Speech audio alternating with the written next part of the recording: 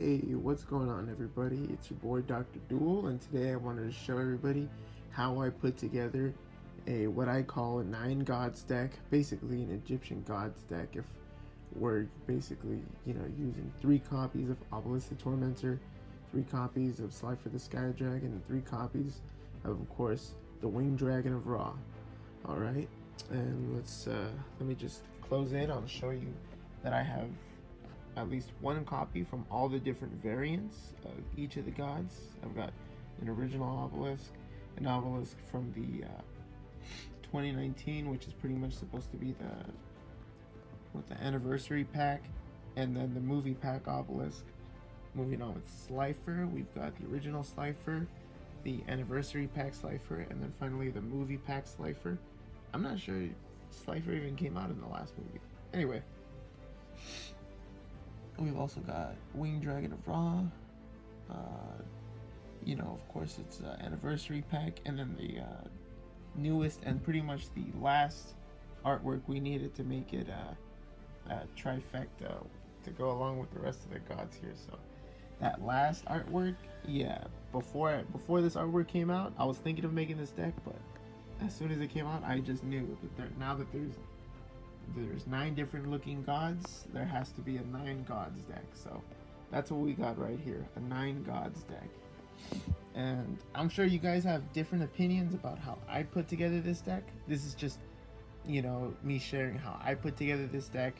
Cards that I thought would be easy to use, maybe not the most competitive, but something just really practical.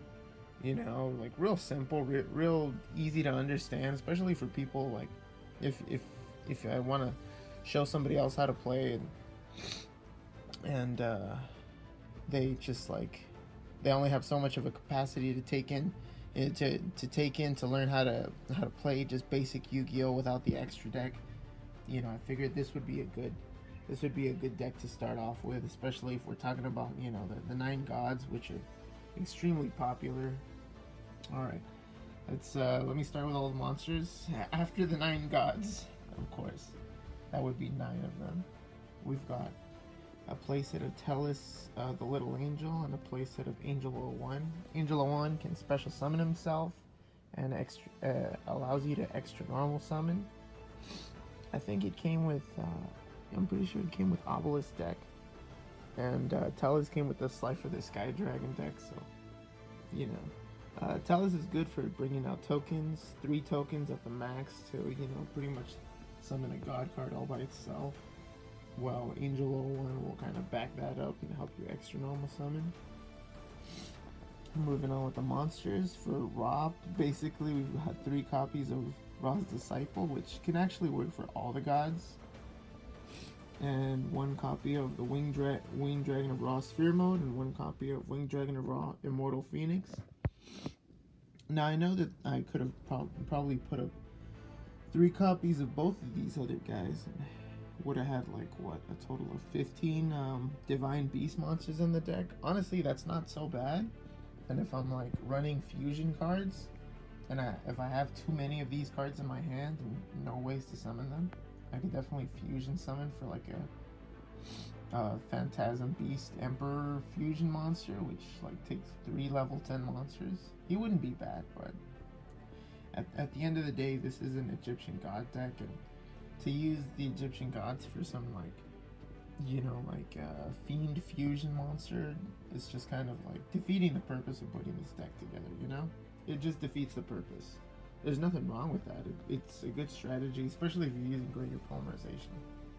And maybe I'll put that together. I've tried it out. It was okay, but I just felt like it wasn't using the 9 gods. All right, moving on with our spells and traps. We've got 1 copy of Blaze Cannon for our Winged Dragon of Ra, 1 copy of Fist of Fate for Obelisk, of course, and 1 copy of Thunder Force Attack. Now I know 3 copies of each would have been, pure godliness for our god monsters, but I feel like you're not always going to have these cards, and even if you do, sometimes you'll have a different god, and sometimes you'll have too many of these spells and traps that are too specific, and it'll just make it too difficult for you to use, for you to summon these cards, or for you to activate these. These cards are kind of already hard to use as they are, you need a god card on the field, a specific god. So, yeah, I figured one copy of each is just fine. Moving on, we've got 2 advanced zones and 2 precious cards from beyond. These cards benefit you if you tribute summon a high level monster. You can draw 1 card, add a monster from your graveyard to your hand, or destroy a set card with advanced zone. You could draw 2 cards with precious cards from beyond, which is pretty much the pot of greed for this deck. It's not the best, but I feel like 1 copy should show me how useful this card can be. I'll switch it out in the future. Maybe I will, maybe I won't. I'm not sure, but for now I'm going to use just 1 copy of this card. I feel like this card was made for the gods a long time ago, or maybe it was made when tribute summoning started becoming a thing. But yeah, I'm gonna keep this card in the loop. Then we've got 3 copies of the True King's Name, or the True Name. To pair this up, we've got 3 copies of Card Advance. Now, using 3 copies of Card Advance, so that way you can know which cards are on top of your deck, will allow the True Name to pretty much let you cheat any of the gods out on the field. I think except for Obelisk, but no, I think that should work. Or maybe not. Winged Dragon of Ra. For sure, you should have no problem summoning Slifer. Yeah, Slifer will be easy to bring out with True King's Name for just a 1-turn attack, but the gods do send themselves to the graveyard for being special summoned, so I guess that would be good for like a quick attack. Yeah, if you're trying to quickly attack your opponent with a god card. And especially since Card Advance also lets you extra normal summon, you could possibly summon 2 gods in that 1 turn, if your opponent doesn't negate it or anything. Up next, we've got 3 copies of Soul Crossing. We have to have 3 copies of Soul Crossing. This is pretty much like an upgraded form to the Monarch Stormforth or Soul Exchange, except instead of tributing 1 monster, we can tribute up to 3 opponents' monsters. Now, the Winged Dragon of Ra Sphere Mode does that, but after that, the Winged Dragon of Ra Sphere Mode is still vulnerable to be used for other things by your opponent, or even a tribute for your opponent. I remember I used to use a Summon Skull deck, and a friend tried using this card on me, and I would always just tribute it for a Summon Skull, and that's pretty much it. It's not bad. It gives Winged Dragon of Ra 4,000 attack, just so it can match Obelisk, but aside from clearing the field of 3 monsters, it's not too bad. Alright, moving on, we've got 2 copies of Dragonoid Generator to summon 2 tokens that can be easily tributed or used as materials for literally anything. It does give your opponent 1 monster, but hey, that's the more reason to use Winged Dragon of Ra Sphere Mode and Soul Crossing. And then moving on from that, we've got our 4 Forbidden Power spell cards. We've got Monster Reborn, Raigeki, Harpy's Feather Duster, and Lightning Storm.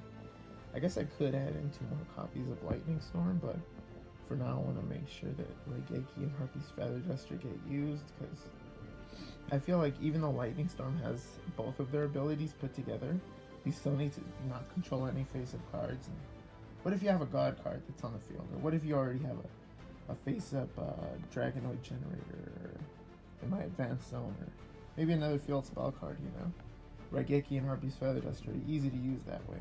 And Monster Reborn is pretty much good for any of the other smaller monsters to help you bring out their god.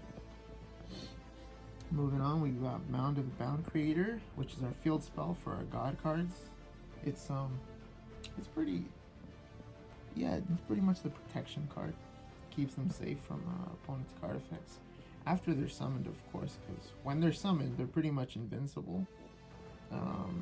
Yeah, I'm pretty sure your opponent can't activate any cards and effects in response to them being summoned. After that, they're pretty much, vulnerable to anything. So Mound of the Bound Creator is like a good last line of defense, for effects at least.